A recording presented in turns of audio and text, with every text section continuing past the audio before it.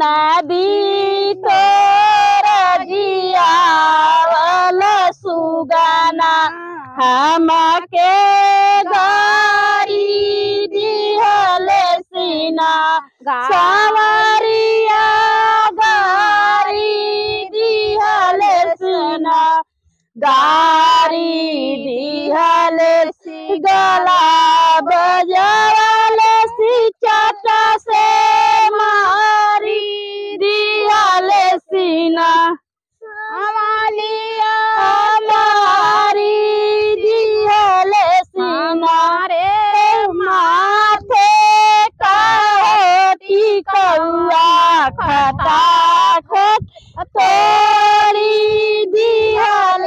सीना अपना गैला स्वामी पुरबानी जीवा जी के गैलाना एक हरिला सुगाना जी के गैलाना मांगत नी सुगाना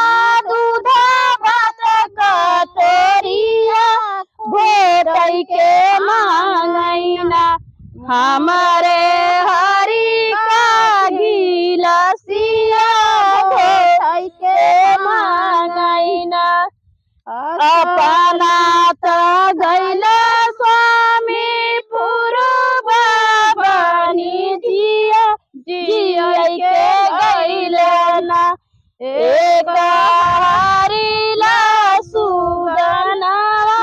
जी के गैलाना भाई रुक जा।